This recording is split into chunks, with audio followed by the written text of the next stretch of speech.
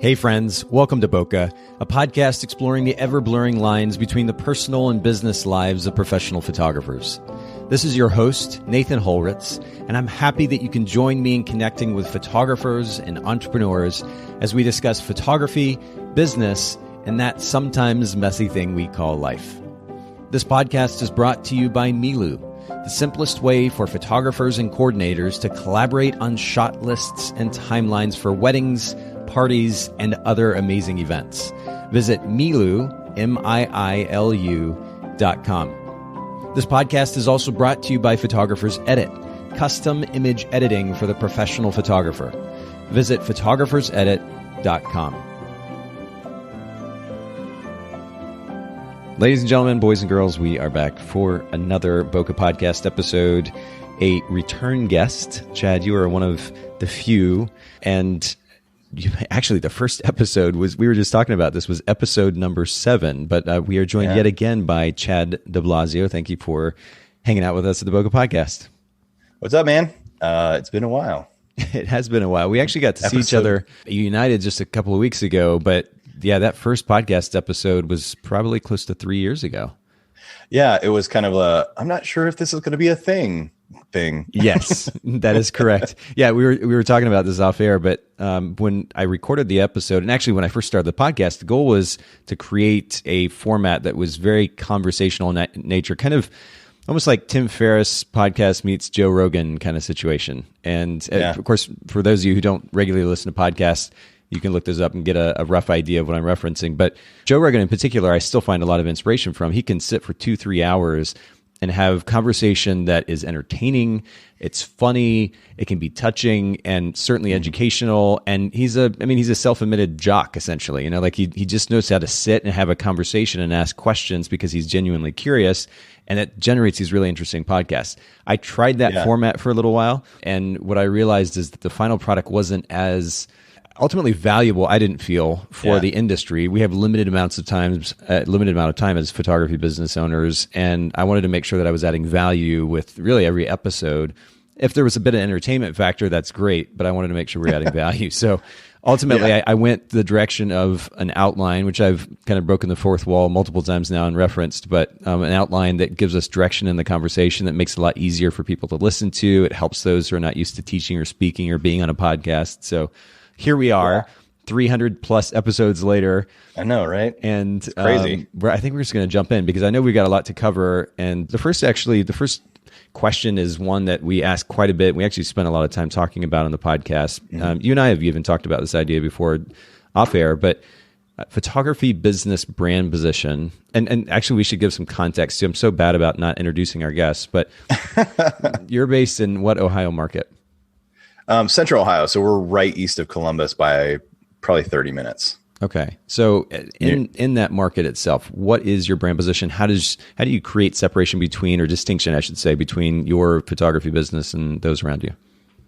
Well, and you and I had talked quite a bit about this and kind of narrowed down between what has always been kind of my brand statement is your life exactly how you pictured it. It's kind of cliche and funny as a photography thing, but capturing the moments that you'll cherish forever and giving people ways to do that. So that's going to require more explanation, but that's kind of what separates us from every other photographer is not just taking pretty pictures, but helping you connect with those moments that matter and then giving you ways to touch those throughout the rest of your life with artwork.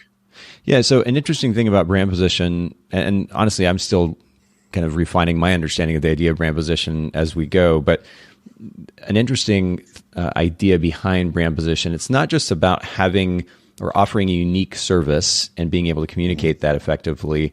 It's also about being the only one or one of the first ones to say that thing, to have that particular message. So this is the current scenario, I think, with your business, in that you're doing something which is capturing or understanding what is significant to the client, figuring out how to most effectively capture that story, and that then ends up being the final product. There are other photographers who do this, but not many of them talk about it, I think, quite the way that you do. So you referenced context to this. Will you give all of our listeners context to the idea? Yeah. So I think one of the things that I realized early on in sales in general was people are willing to spend money on something that they think is important if they're willing to spend more money on something that they think is important. So to make that differentiation between something that is important, what I found was with wedding photography, it was kind of easier because weddings are one of those things. It's like everybody generally agrees they're important, right? It's not like, it's harder to find someone who's like, yeah, it doesn't really matter. Most Right. generally people are like, oh yeah, weddings are important. It's a big deal. My thought was, well, if photography and the art that we create from it is the point, then we should be able to make everyday common life experiences worth spending thousands of dollars on. And so that was kind of what led me down this path of trying to figure out what that was looking at people's everyday life and thinking, what does photography actually offer them other than just like capturing memories that they'll treasure someday in life? And it was odd. I didn't know at the point when I said your life exactly how you pictured it, how full the meaning of that was. And what I felt like it conveyed, that it even conveys now to a more full degree, was not just the life that you had always pictured of like what you think is possible or what you hope for yourself, but the life that you pictured is exactly like the kind of life that you wanted to live. And so giving people photographs that connect with the pieces and parts of their lives that make them happy that they're alive, and then translating those into artwork that is in a big way visually and emotionally impacting them as often as they see it. Okay. So that makes sense. And I mean, this interestingly enough ties into what we're going to get to later in our conversation about how you generated $20,000 in a month, which is, as a photographer, that is a massive stretch for most, even those who've been in business for a while. It's a really big number. I have to say the title is a bit tongue in cheek because I know that it's such a cliche thing these days to do, to put some kind of clickbaity title like that out there. But this actually has some legitimacy to it. And we're going to actually talk about how you were able to generate that kind of revenue in your business. But it is tied to this brand, a position, and ultimately your mission behind your brand. And we'll tie that all together a bit more in just a little bit. But just wait. Yes, coming soon. But more later. But talk to me about, and by the way, for those of you listening in, if you didn't listen to episode number 7 of the Bokeh Podcast with Chad DiBlasio, scroll all the way back. A lot of clicks back. Yeah. We will link to that actually in the show notes at bokehpodcast.com. But even if you did, this is going to be a slightly different format, so you may learn something new. Talk to us about one of the most important lessons that you've learned as a photography business owner so far.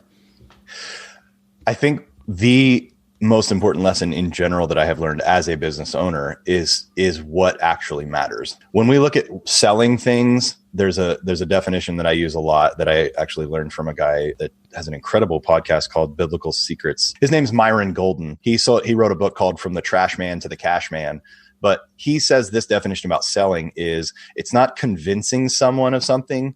Selling is persuading someone of something that you're already convinced of, but for their own reasons.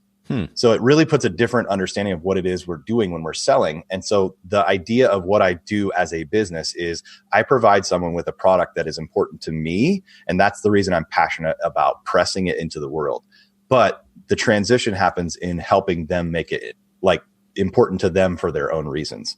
So I have a vehicle, which is photography. Photography offers them a service.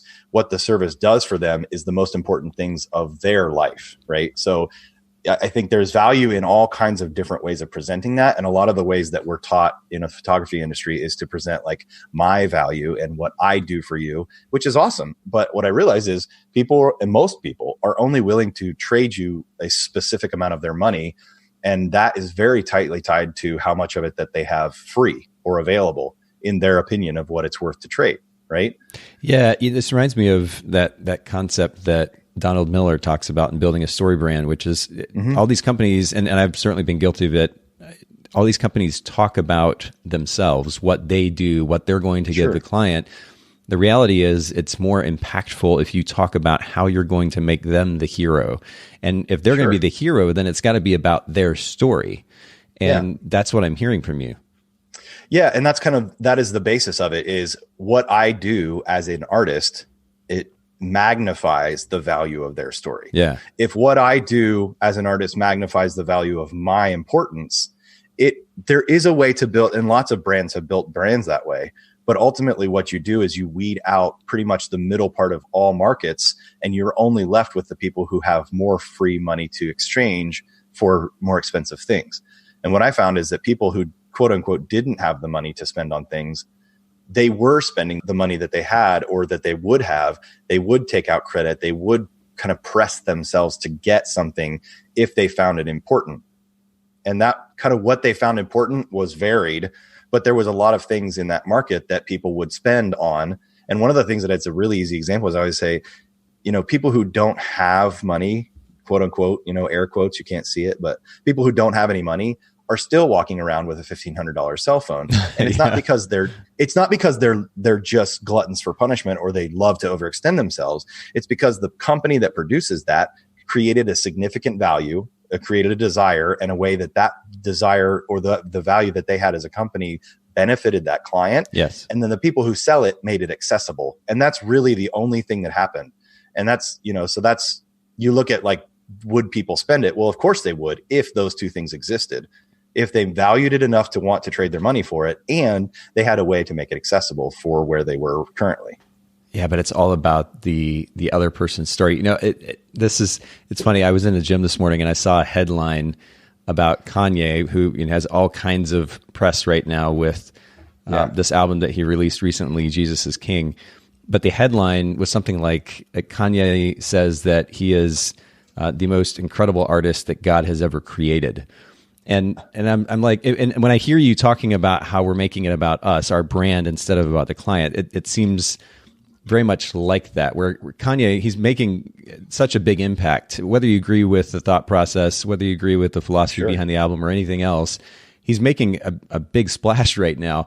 But way to make it about him and kind of kill maybe some of that momentum by now highlighting how he's God's gift to the world. It seems to kind of kill the... Well, it was funny. I watched that interview. It was kind of like, he said it kind of tongue in cheek of like, he's always been known as being kind of brash. Oh, sure. But he was like, but God's using one of the best tools he's ever made. But now the cool part is like, I'm using it for a better purpose. You know what I mean? And that's kind of where this plays huge into my ideas of like what artists are even for, or like what the blessing of the artist's mind and the way that we perceive the world can be used to do. And it's like, we can use it to do all kinds of stuff. And he had tons of people following him. He made billions proclaiming himself and pushing himself to the top. Right. Yeah. But ultimately, even that, if you break that down, people bought albums that Kanye produced and Kanye sold because when they listened to it, it made them happy. Yes. It wasn't because they were trying to support Kanye. Yep. That's interesting. Although it does, I mean, the support, the desire for support or to support him, I think ultimately, I mean, it does exist, but I think the stronger support comes from the people, like, as you say, who benefited from that album, who it touched them personally in some form or fashion. It's a byproduct. Yeah, that's a really great reminder. Okay, very cool. So when you say, I mean, the very beginning, your answer was you've learned what actually matters. More specifically, you're talking about what actually matters to sales. What actually matters so every sales transaction is, in my mind, is a very simple thing.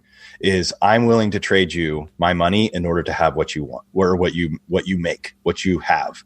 So it's like, whether that is like, I think like real simple things, like if you have a lemonade stand and you charge $1 for it, if you can get $1 for that glass, the cup of lemonade, the person giving you the $1 is willing to trade you that money in order to have what you're giving them. That's the very basis of it, right? So I realized that in the game of sales, to offer someone tremendous value, it has to be tied more to them than it is to me. So I started looking at what I do as a vehicle for them to connect deeply with something that's important to their life. Yeah. And honestly, the coolest part was realizing it's not an emotional like sway. It's like what it's allowed me to do is to really look deeper into people's lives and realize, like, I think everybody feels this way. Like, everybody wants to have things to recognize that what they're doing is important and is meaningful.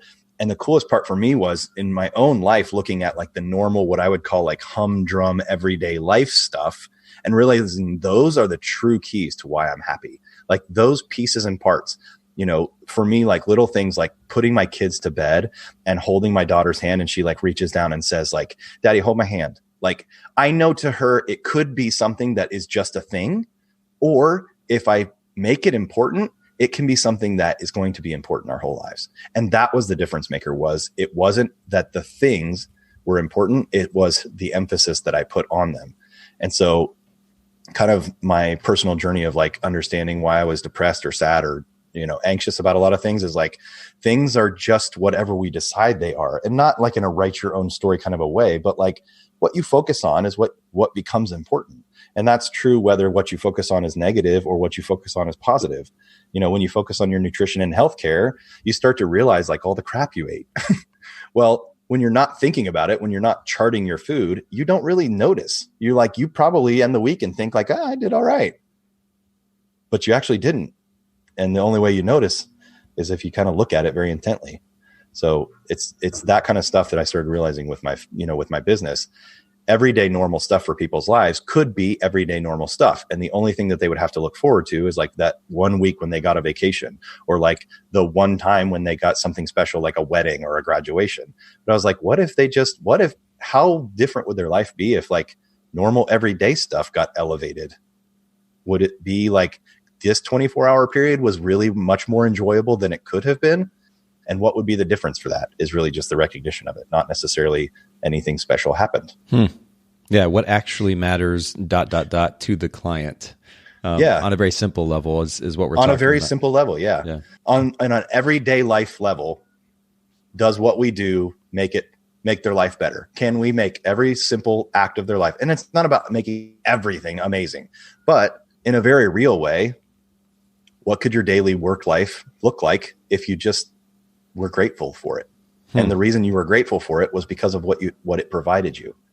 And if the way that you were grateful for it was you had something in your face, whether that's a tattoo or a piece of artwork or a piece of clothing, or maybe the car you drive or whatever, that was symbolic to you in a big way. And usually big ways mean we put a lot of effort and money into them, that reminded you to stay centered in that way.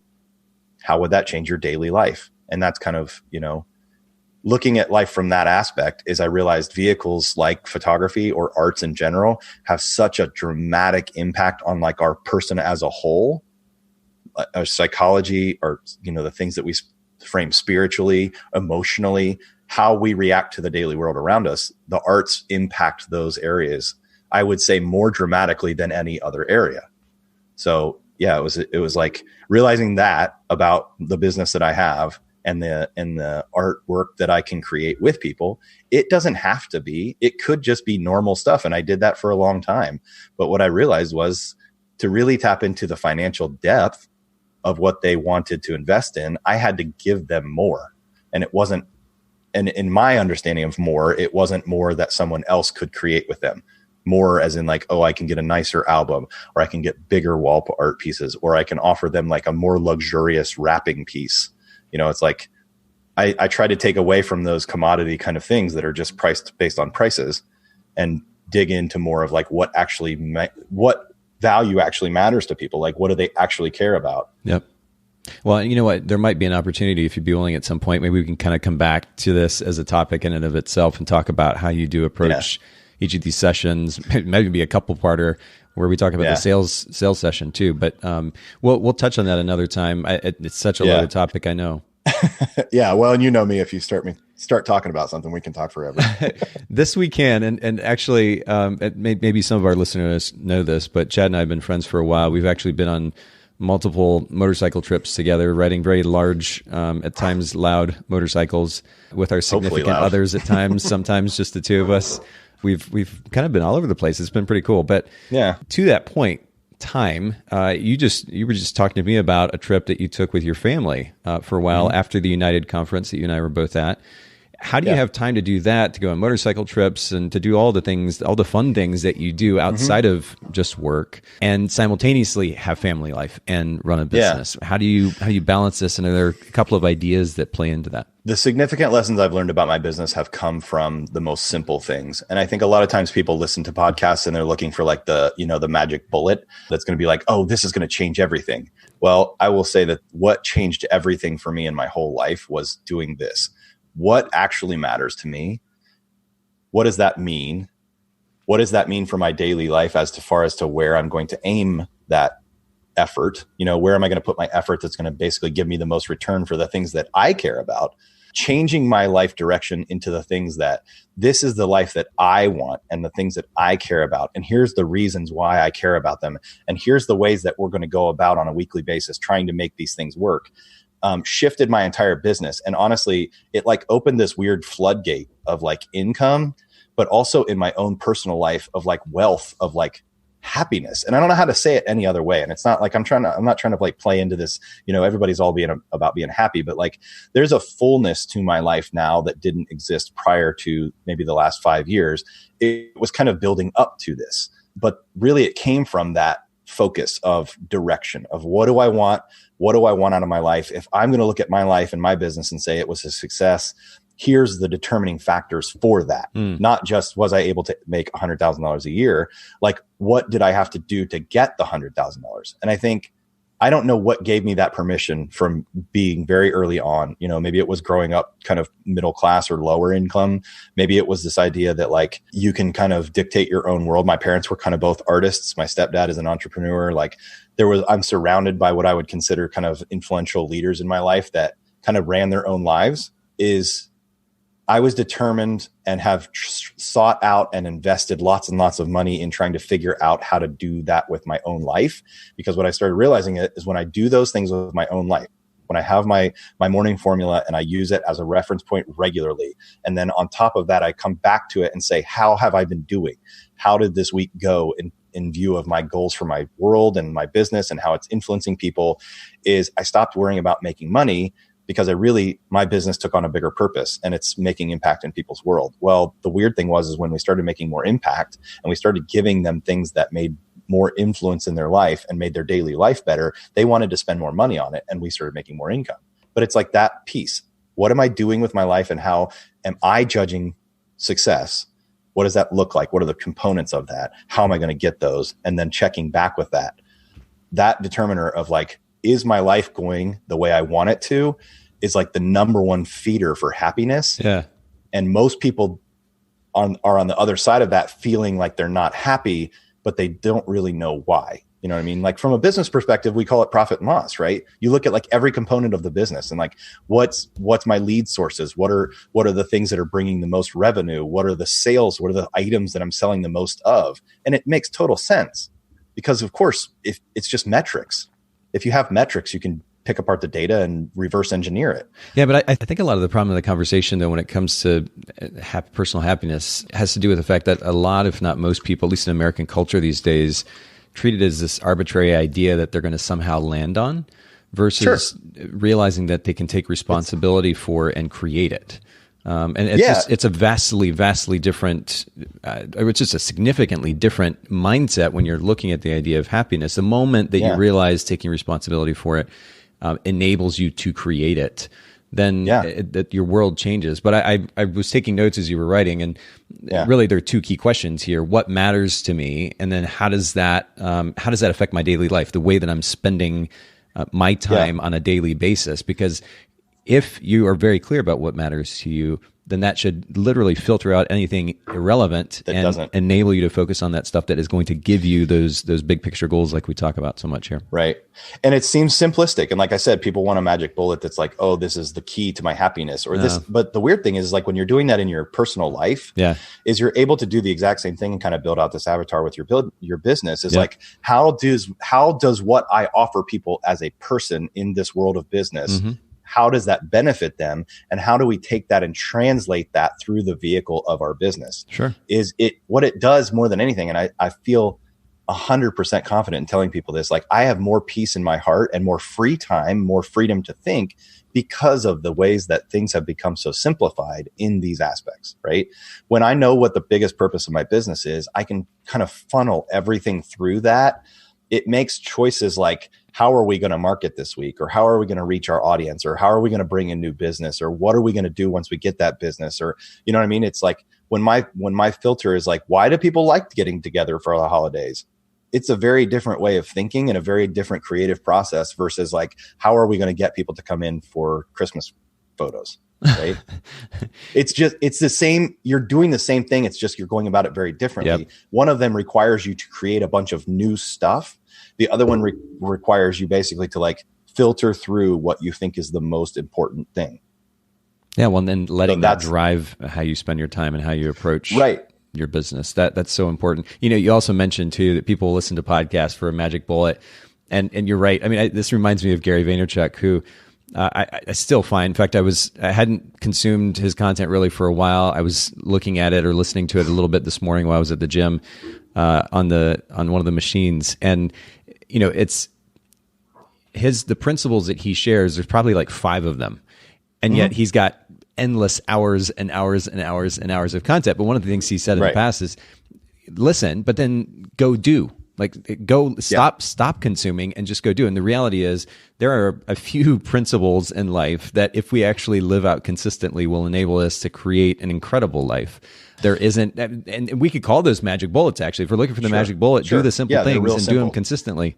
But this is certainly one of them, and that is understand what it is that you're trying to achieve on a personal level with your life. Let that direct how you spend your time daily, including that business model that you create, and as a result, the target client that you go after, and you're going to be in a much, much better place. Well, and then you asked how I had time to do things like family. Well, so it's very easy. Had I looked at my schedule, it would have been like, we're actually really busy and it's going to be expensive to do this. But the driving factor of what we do with our family time is that we are diligent about creating an environment where our kids, number one, feel free to like explore their lives and figure things out, which also encourages them to make mistakes and screw up, which also gives them like an understanding that like they are capable. And I think the reasons that we have been so diligent about that is because I think those are the opposite reasons of why a lot of the times we end up like depressed and anxious is like they don't feel responsible for their lives, or they don't feel capable for like putting out their own kind of view and standards for the world.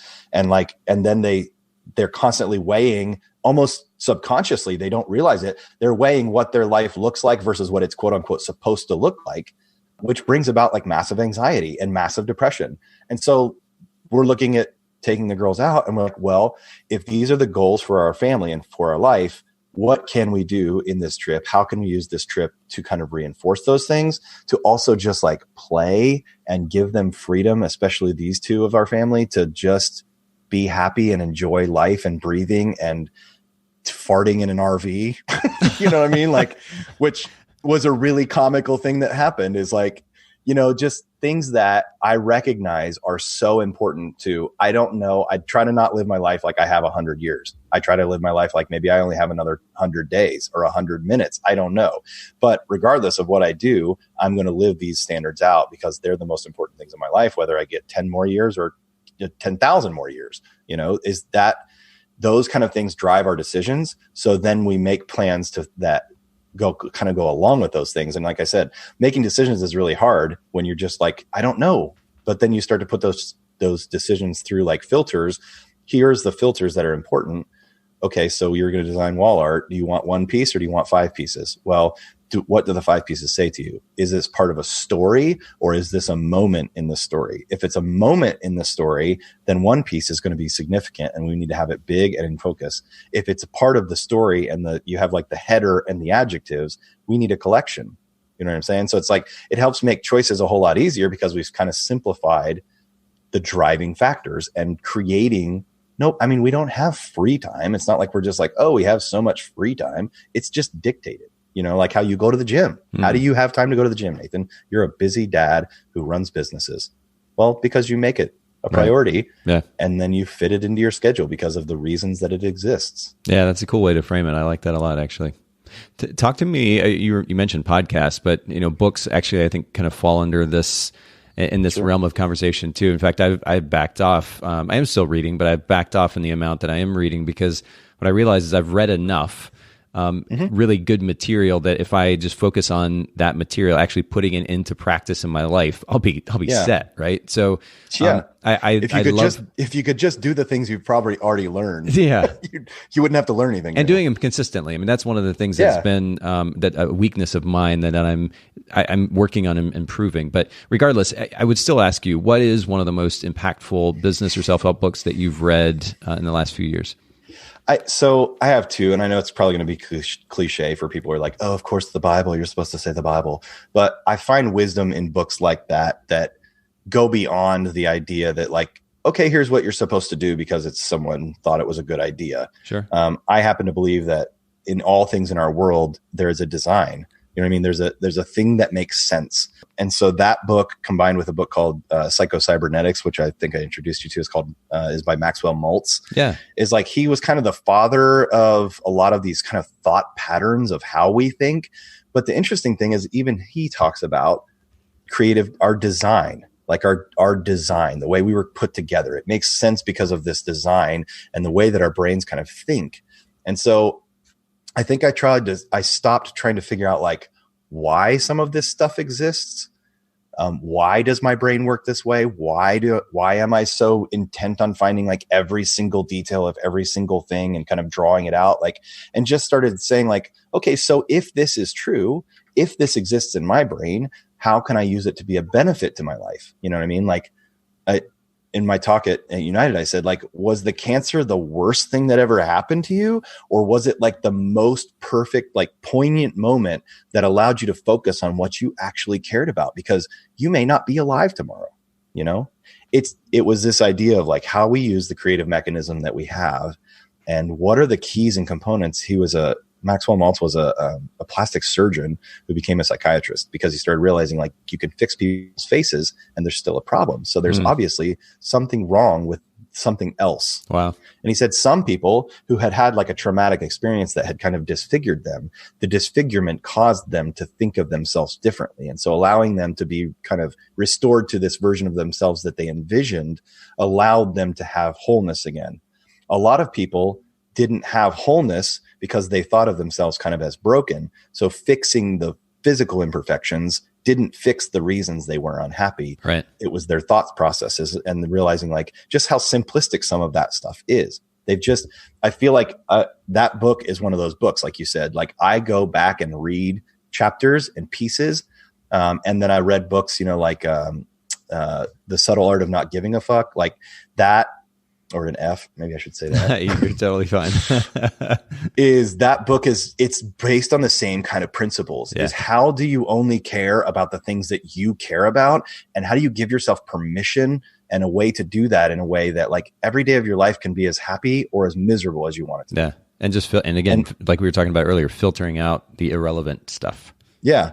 And basically and that's the process we do with our business is we're not creating something, which I think is unique to think about artists that aren't creating something. We're not making something. And I tell clients this all the time. I'm not going to make something there that doesn't exist because that gives you some kind of weird responsibility of like becoming awesome. And like the crazy thing is you're already way more awesome than you ever give yourself credit for.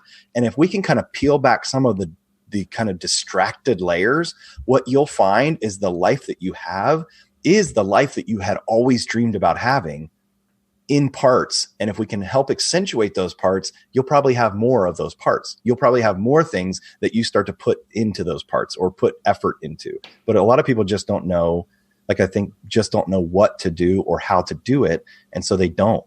And those books have helped me really reframe and kind of understand what it is and how to do it that I love about being alive and why that matters to me and how to use my personality to kind of like highlight those things, which I think is what arts do. They're magnifiers.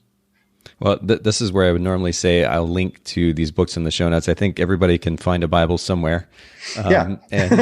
And then Psycho-Cybernetics sounds like a book that's like, what the hell is that? Oh, I know. And I was kind of laughing earlier because I'm thinking, man, if we couldn't pick the worst title, two more polarizing books, the Bible and Psycho-Cybernetics. Yeah. Yeah. But we'll certainly link to that in the show notes as well. Sure. It is actually pretty intriguing. I had the chance to look it up on Amazon, and you've got me curious. So yeah, well, even books like we had talked about, like the Michael Singer's book, the Untethered Soul. Yeah. It has very similar kind of thought patterns, and realizing that the way that you think and the ways that you think about the ways that you think make a big difference in how you react. But also just that, like, I think of it like as a settling, like a thing in my heart that just kind of like, there's like a weight that just kind of hangs there. And sometimes it feels very effortless and easy. And sometimes it feels like it's crushing my chest. Like, what's the difference? Because the weight doesn't really ever change. You know what I mean? It's all about how we think about a lot of those things. And looking into business books, you know, like Mindset,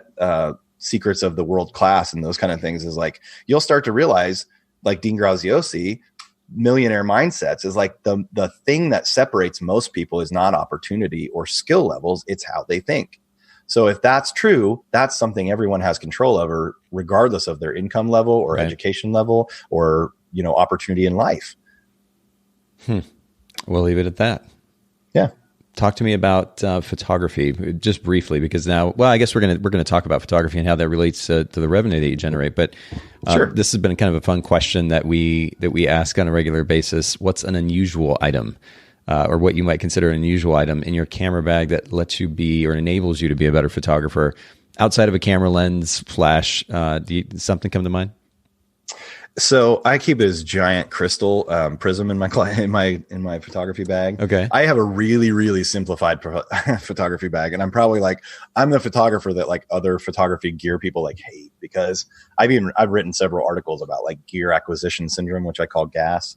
Is like we have serious issues, because the problem is when you don't have the value placed in the right place, you start to realize or think that getting better at taking pictures is going to highlight some area that you're like, oh, I've gotten to this piece and now I can charge more. Yeah. Which is partially true, but there's a very low ceiling. But that's one of those things that's like, I love it because it makes everybody who sees it go, what the hell is that guy doing? Or my cell phone. I use my cell phone for the same thing, as I kind of reflect or refract light back into the lens. I like photos that have a little bit of kind of that artistic weirdness to them. And as much as like I love the editorial vibe, a lot of times in life, the things that we remember kind of have these fuzzy, warm edges. And I think sometimes my favorite pictures look like that. They're slightly out of focus, or there's like this slightly blurry part, because it's like remembering a really good memory. It's kind of warm and fuzzy, and the details are there, but they're not super crisp. Yeah, that's an interesting way to put it. And it's funny too, because you think about, I don't know if you remember when digital cameras came out, how everything was just like uber crisp, sharp. Yeah. And then printers, at least our local printer here, didn't know, and I think they were in a similar company with other printers, didn't know how to print it. And so the final product looked plasticky and just really weird. But ultimately, the idea that a memory is a little bit soft around the edge, a little bit fuzzy. That's I mean, you see this kind of depicted in movies sometimes too, right? Yeah. I've had pictures that I've taken that we've printed, and I'm like, I will say that about them is like, this is kind of how I remember it, like how it felt. You know what I mean? Yeah. And so I love, like, I think photographers take a lot of pictures like this. You know, it's like you'll see the veil shots. It's like they're kind of enraptured in a veil of blurry white fuzziness, and then there's like this crisp two people in the middle of it. You know, it's like they're always visually very intriguing. So I use that at weddings a lot of times to like block weird guests out, or like an exit sign or something. I'll put it kind of in the corner of my lens and bounce light back. I'll also like mirror things back into it. But the reason I love it is partially because it's cool and does really cool stuff with the photos, but it's also partially because everybody looks at it and goes, what the hell is he doing? Like, what is that? And I get, and it kind of plays into this, like, your life is really cool if you could just see it like I see it. You know what I mean? Is like, I think that's the thing, that the photography side of it is like having those little tools, and it's just like that. How do you make something that is a somewhat, obscure item matter to them? Is like, I can talk about it and how cool I am and make me cooler because I know how to use these cool things. Or what I can do with my tool is like, the photography tools that I have is like, I can highlight what you are and who you are and how cool your life is if you could just see it a little differently, or like, and what I think is like, see it a little bit more honestly. Well, and is there a particular brand prism that you use? It was the $12 one off of Amazon. Okay. All right. Well, I don't know. If you look up like prism, I had a little one that was probably 5 or 6 inches long. Okay. And I just kept dropping it and kept chipping and shattering. And I don't know if you know about glass, when you chip and shatter, it gets really sharp. So every time I'd reach into my bag, it would like slice my finger open. Oh. So I got this really chunky one, and it's probably 7 or 8 inches long, but it's like 2.5 inches across. So it's a big crisp. Okay. Well, we'll find something on Amazon, or maybe we can grab the link from you at some point, and we'll put that in the show notes for everybody to check out. It's a really interesting. I never personally shot with one when I was still shooting full time, but I've had the opportunity to play with one a little bit. It's a really interesting concept. So I love it the same as I love the multiple exposures. It kind of does the same thing. It's like you can layer things in and make them look a little different than they do in real life. Not like so different that you're like, that was not real. But at the same time, it's interestingly relevant, or it is comparable to multiple exposures, in that it's probably also something that you don't want to do for every single picture too, right? Right. Or it minimizes the effect. Yeah. It does get weird, but it's like, I always pull it out. Like in every session, I'll use it for something, you know what I mean? And I try to not use it even in the same way for everything, but it's a neat little piece to just kind of keep in there. And with only having 3 lenses and a camera and a cell phone and like some gum and batteries, I don't really have much else in there. Some gum. What is your choice of gum for a wedding day? It's always Orbit, like the squares, which is inconvenient because the ones that they make that I like the most come in those big cups that like sit in your cup holder. So I always have like half squished pieces in like my chest pocket. Yep. And I'll pull it out and be like, yeah, it's still good. So that you don't sound like you're walking around with a shaker or something during the right. Yeah. Or like just a giant bulge in my pants pocket. Yeah. Well, let's actually kind of shift a little bit to the primary topic at hand, if you will. And yes, this is titled "How to Do $20,000 in 1 Month." And while it is tongue in cheek, it's actually I'm dead serious. I mean, you and I were chatting a little bit, I guess maybe a few weeks ago, and you were talking about how you kind of set this, it was almost out of the blue, as a goal. And I want to get to that motivation here in just a second. But you actually did slightly more than 20K last month, right? Yeah, I had just a little over 20K collected, and I have around 26 that was sold. So I still have 5 or 6 to collect. A couple of those were a little bit larger portions that they made into what we call a 3-pay. So 3 payments. And was that a combination of weddings, portraits, prints? Like what? So I had, break down? So I didn't have any weddings that I shot. All of the photographed weddings that I do a reveal with are like a month later. So these were 2 weddings that we had photographed the prior month that we had set their reveal up, which a reveal is where they come and see their photos and we design their album with them. So 2 of them were weddings, and the other 8 were sessions. So one of them, and this is where I know the things I talk about seem kind of funny, but like we did a doggy maternity session. Seriously? Yeah. These people, it's so here. If we got like 2 minutes, I can tell you the story. Yeah, man, go. So she called and was like, this may sound crazy, but we have a dog that's pregnant. I have never heard of this before. Tutu. We made it a tutu and we wanted to do photos with her pregnant. Is that crazy? How did you not bust out laughing right then? Well, they're people that I know. Okay. And she was like, and she called me. Even more so. She legitimately called me and was like, is that weird? And I was like, yes. And I can't wait to take the pictures. Yeah. So she tried to back out of it a little bit. And I was like, sure. Why do you want to have pictures taken? Like, why did you even call me? Is like one of the best questions I asked to start off with, is like, what made you want to have your photos taken? Because sometimes people need permission to do the things they really want to do. And they also need a way to do it. And so she had given herself permission, like she wanted to, but then she kept like justifying it with other people's opinions of it and was like, no, I don't really think it's worth it. Right. So long story short is her husband had gotten his first dog, and it was his first dog he had ever trained. He's an avid outdoorsman, does hunting, ducks and geese and fishing and all that stuff. He had trained this dog and it was like the pride of his life. Right. So Duke passed away like just out of the blue, at like 2 years old. So she said, to this day, this happened several years ago. To this day, he still gets kind of choked up when he talks about it. And Nate is not like one of those guys who's like real super emotional. Right. So it was important to him. This dog was super important to him. Well, they had his semen frozen, and they had impregnated their new dog with Duke's puppies. So she was going to be having puppies from this dog that was very important to her husband. That's so crazy. Wife. And this dog had become like his daughter's like sweetheart. So his daughter, very well bonded with his dog, pregnant with his first dog's puppies. And I was like, Cher, what else do we spend our time and money on if it's not things like this? You know? So we did this session, and Nate had no idea about it. It was like 20 minutes, his daughter, the dog, a tutu, and pregnant, like laying out like, you know, big pregnant puppy. Okay. So we do these photos. There's probably 30 of them that we picked out. Brought him in. We did the reveal with him. He's like on the verge of tears and getting all choked up. And he's like, two of the things that I love the most in this world.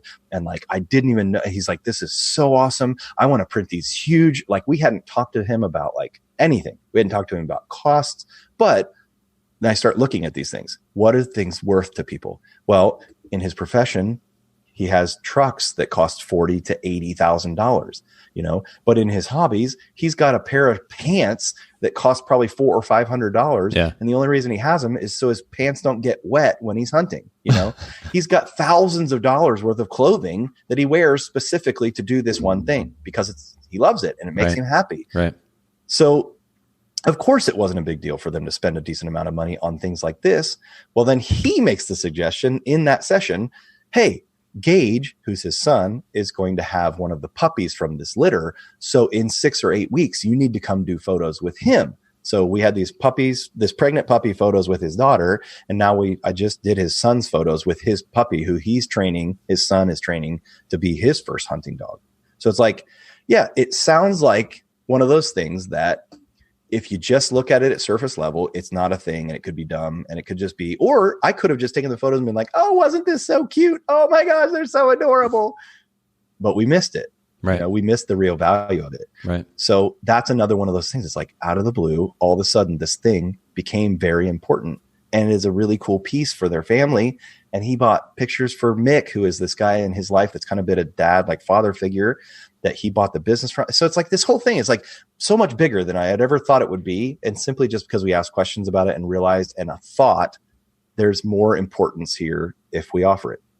Yeah. And you know, a lot of photographers talk about how they emphasize relationships, but the reality is the relationships are a means to, well, ultimately multiple ends potentially, but sure, certainly getting to know a client at that depth enables you to be able to frame a session or the pictures from a wedding in a whole different light. Yeah. And the weirdest thing is it happens in like 10 to 15 minutes. It's not like months and months and months of time. Yeah. It's really just a matter of like, what is the intent in going in and everything. So in our business coaching, one of the things we say a lot is like, we do everything with intention in alignment with our purpose. And those are the two filters. Are we doing it on purpose? And does it align with our purpose? Because if it doesn't, then we just simply don't do it. You know, ring shots, I hate me for it. We just don't do it. We don't do it unless there's a story there, right? Because I'm not a jeweler and they don't really usually end up putting them in their albums because they say this, that's beautiful. Okay. See that picture of my mom? Okay. Move the one on my ring and put that there. Right.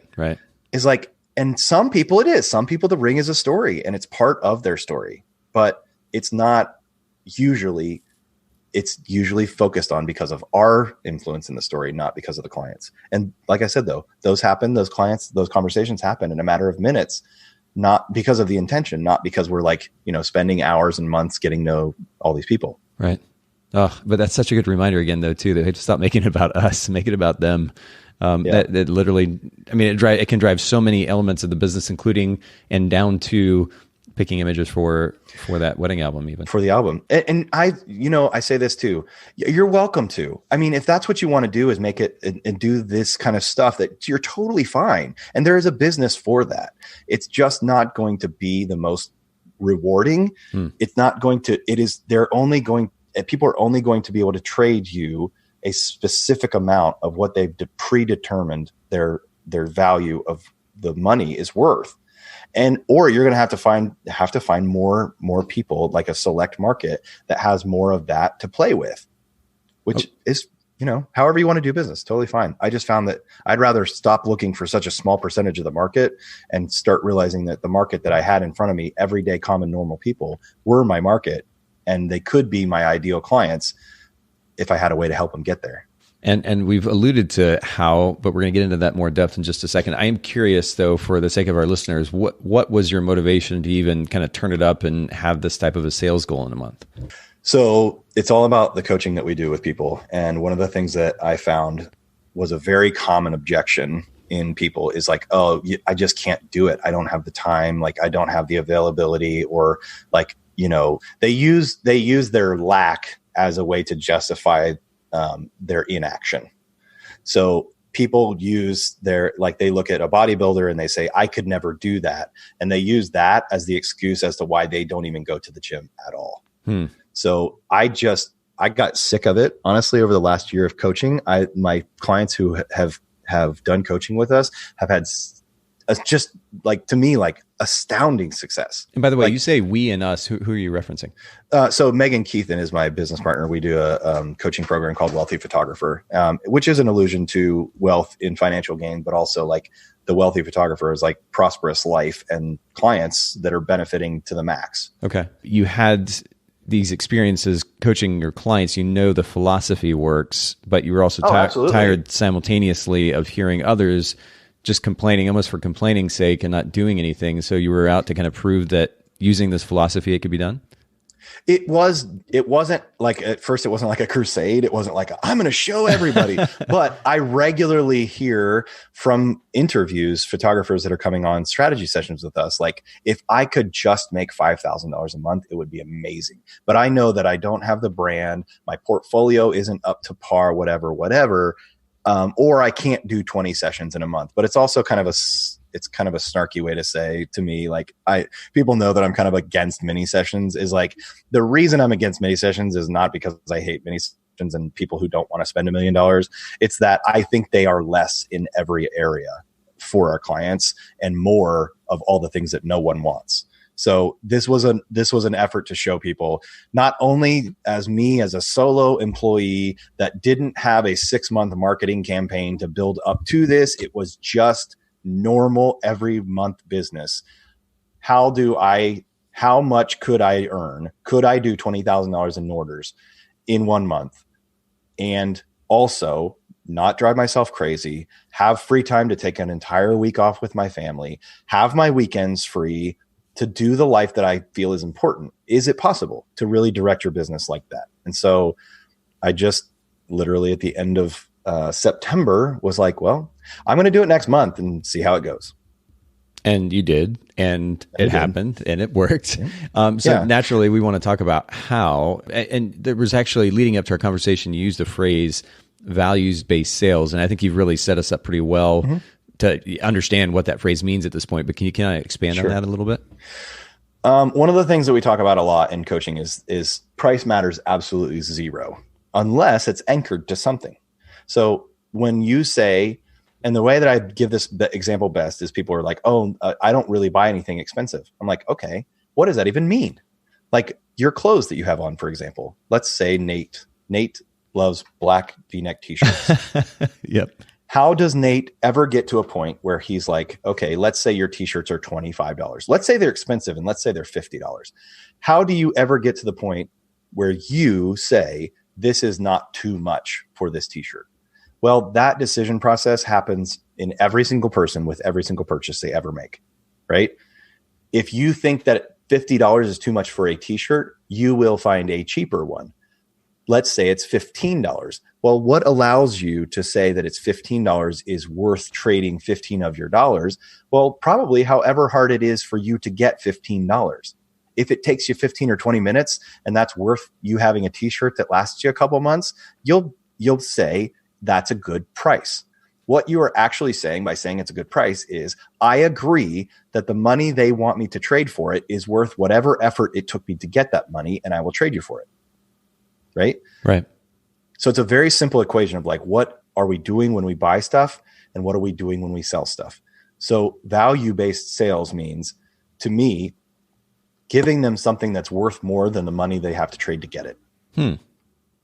Okay, you know what? And that's interesting because I had actually written down values-based sales, and it almost the words could in some ways be interchangeable in the context of our conversation. But you're talking about value specifically. So how can I add enough value that they're willing to pay for this thing? Yeah, and so when I was doing what I would say is a very typical approach to photography sales, was building a kind of a luxury brand.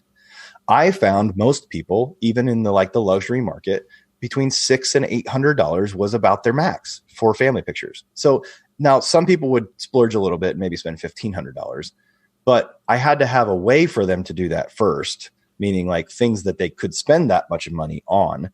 But I also had to give them some reason why it was worth that much. And the value that I had put into it was it's worth that much because I am better at this than a lot of other people. And in whatever terms you wanted to describe that by, I took better pictures, quality wise. They enjoyed working with me. Quality wise, the products that they got were incredible.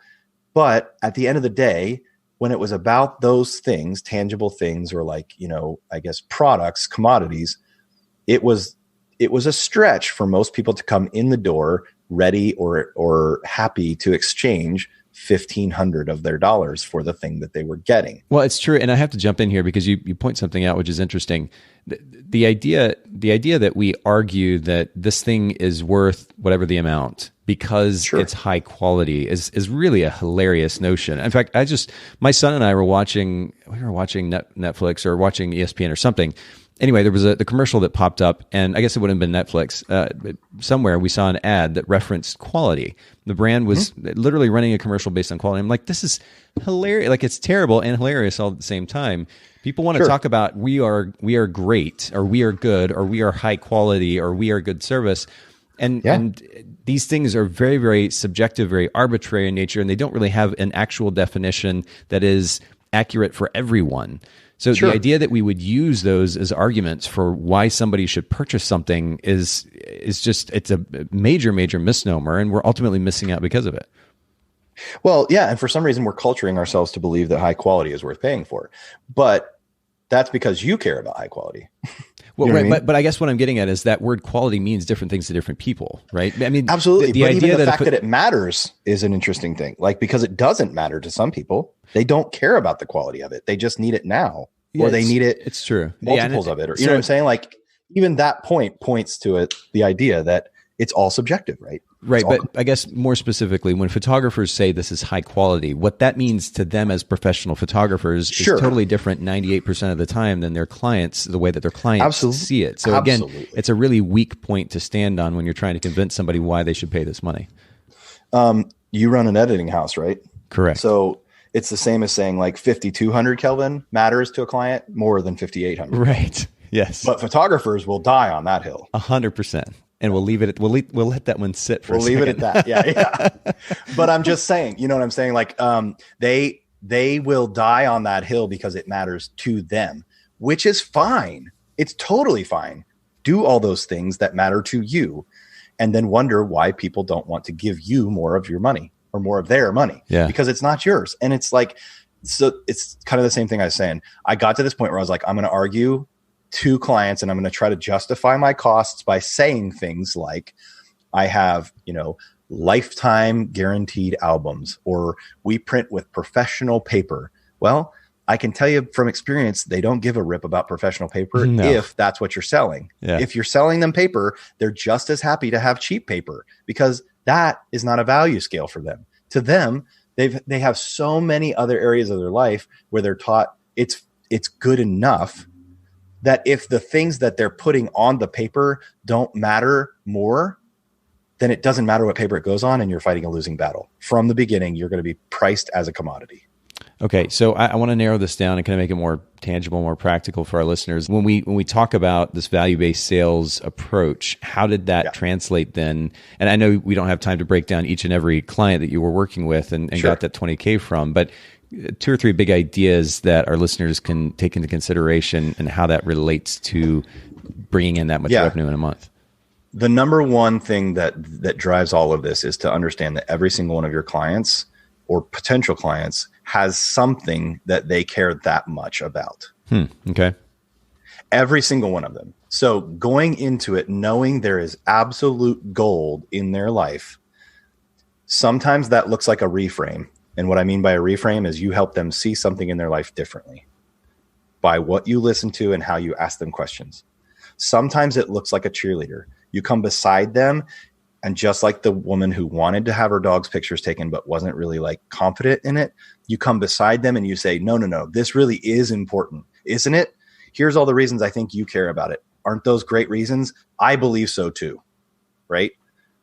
So as a business, going into it, understanding that this is for my clients, doing whatever is absolute best for my client means that I'm not going to try to force them into buying something so that I can hit my sales goal. But it also unleashes the potential that maybe they'll want to spend $5,000 and I thought maybe they'd get $1,500 out of it. Does that make sense? Yeah, no, it totally does. So that number one key is, I think, going into it, understanding that there is absolute gold in their life, and that the gold in their life is probably not some big obvious thing. Okay. It's probably small, seemingly unimportant parts of their life that if you can just get down to why. I think of it this way all the time. And this is kind of my phrase in my head is like, why are you happy that you're alive? Not as a general, like, oh, in my life, I'm happy because of I'm like, literally, why are you happy? Why does that matter to you? My kids, a common thing that we talk about with kids is what they're doing with their lives. And like, how does that make, like, what was a specific instance where they were proud of them? Why does that stand out to you? What about that is important to you? Well, it's probably tied very deeply to something they didn't know that they would get in their life, some sort of gratitude or happiness, or something that's just like, they honestly can't believe that their lives are this good. But if they don't think about it, if someone doesn't kind of pause on that, it just gets swept in with all the rest of life, and you're busy and your groceries and it's the same thing with relationships, which I'm sure you and I could talk about for endless days. Is like, why are more relationships not deep and meaningful and impacting and like just sexually on fire? Well, it's probably not because those two people are incompatible as much as they're just distracted. They're busy. Yeah. Distracted. Yeah. That sums up a lot. Yeah. So going into it, understanding that this is the value that I offer to my clients is a huge deal. And it kind of motivates and drives all the pieces and parts that go into that. But having those pieces and parts where like, well, I really want them to connect. How are ways that I can use my photography and the suggested ways that we kind of run our sessions for them to do that? Not just to get great pictures, but for them to connect. Because I think the connection is really what they care about. And the photos of the connection, not even necessarily like, we love to cook together. Well, that doesn't mean we have to do photos of you cooking together. That could be part of it. But what is it about the cooking together that you like doing? If we can get to that, what you're going to do is you're going to connect more with those pieces of your life that you love. You're going to be more grateful of them. When we take the photos, you're going to be connecting those photos with that thing that you love or those things that you love about your life. And then when we create artwork from those photos that goes in your world in a big way, you're going to naturally repeat that cycle more often. You're going to be less distracted and more focused on the things you actually care about, not me. This is all. The funny thing is, it's highly compelling, and yet the concept itself is quite simple. The question, it's relatively simple. Yeah. The question that our listeners though might have is like, how did they get started? So just to finish this up here, talk to our listeners just for a couple of minutes about some steps that they can actually take to get started in this approach to sales. Yeah. Asking questions of your clients is the best way to get started, because I think the neat thing with artists is they really, and especially photographers, they have this desire to help people, and they love the way that the photography genre helps them do that. And I would say the majority of them got into it because of that love. They got into it because they realized how important the pieces that they helped do with people were. But they don't necessarily know how to do that in like a tactical way. So like asking questions helps them reconnect with why they love it, which helps them reconnect with their clients, and their clients connect with their lives. So asking your clients questions that are focused on the stories. So the stories are the parts. And if you ask people information, they'll tell you information, like you're getting an interview.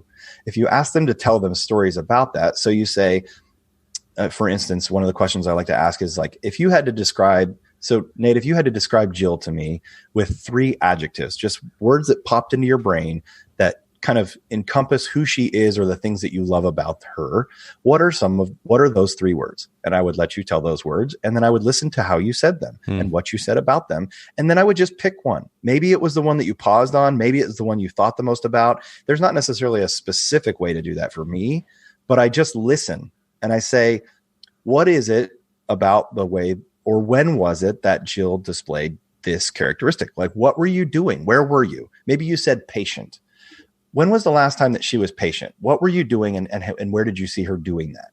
Because then you start telling me a story about it, and then I just ask you more details. And then at some point, I'm going to get to the point where I say, why does that matter to you? Why do you care about that and how she displays that in her life?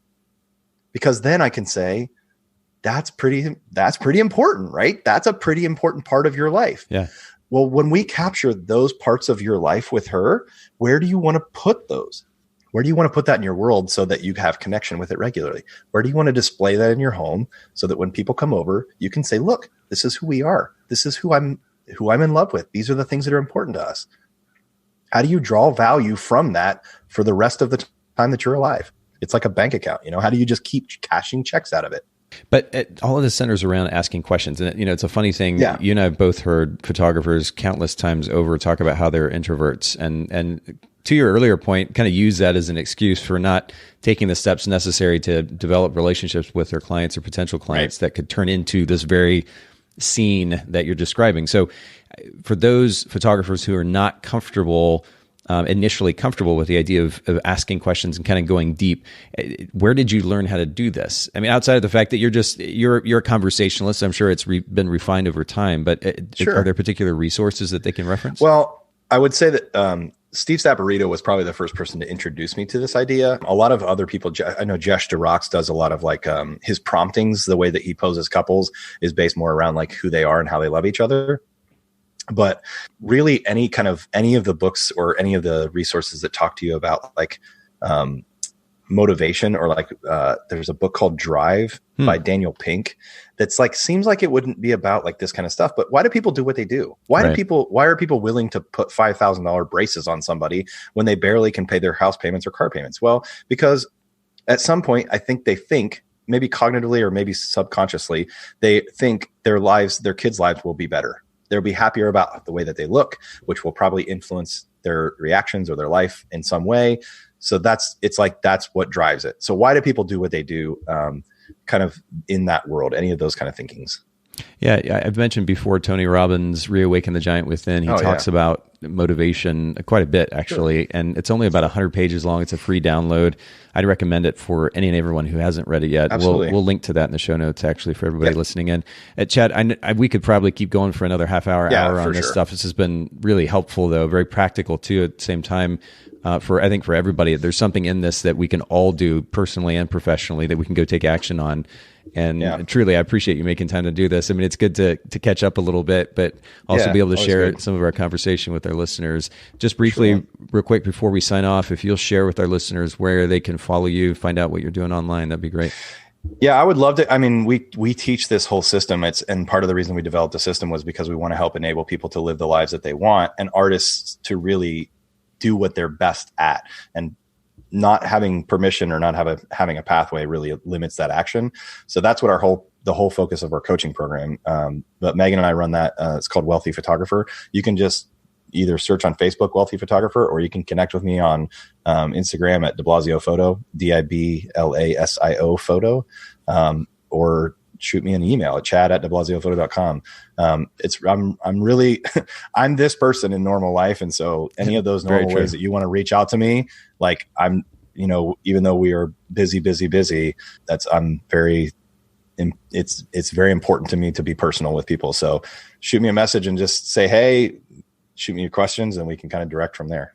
Awesome. We'll put all the resources we referenced in the show notes. For those of you listening in, go to Bokeh, BOKEH podcast.com, or you can see the show notes in the podcast app that you may be using to listen to this.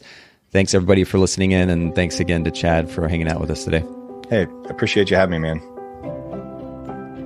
Thank you so much for listening to the Bokeh Podcast. Will you let us know what you thought by leaving a review of the podcast in the Apple Podcast app? And I'd love to hear from you personally with your thoughts about the podcast and suggestions about future topics and guests for the show. My email is nathan@photographersedit.com. The Bokeh Podcast is brought to you by Milu, the simplest way for photographers and coordinators to collaborate on shot lists and timelines for weddings, parties, and other amazing events. Visit Milu, MIILU.com. This podcast is also brought to you by Photographers Edit, custom image editing for the professional photographer. Visit photographersedit.com.